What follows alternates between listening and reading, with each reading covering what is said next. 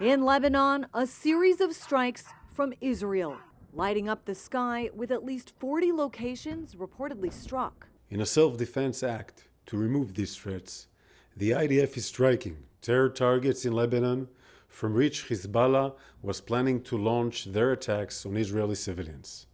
Hezbollah responding with hundreds of rockets and drones, what it's calling its, quote, first phase of retaliation for the killing of one of its top military commanders last month, one of its largest exchanges yet, despite months of fighting between the two regions, once again raising fears of a wider war. My guess is that the second phase would be a larger attempt by the Hezbollah group to launch attacks, potentially in concert and synchronized with Iranian attacks or attacks by Iranian-sponsored militia groups in Iraq and Syria.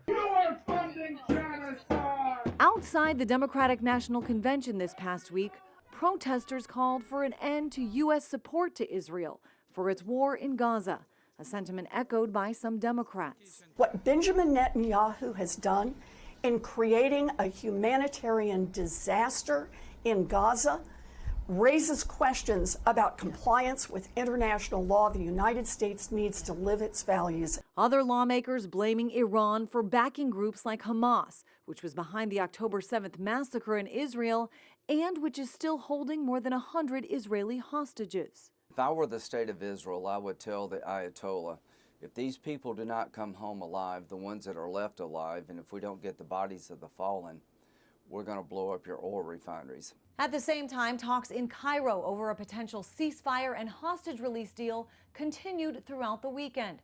Officials with Hamas said they had agreed to a deal, but are rejecting new conditions put forward by Israel. Talks are expected to continue, a U.S. official calling them constructive. I'm Christine Frizzau reporting.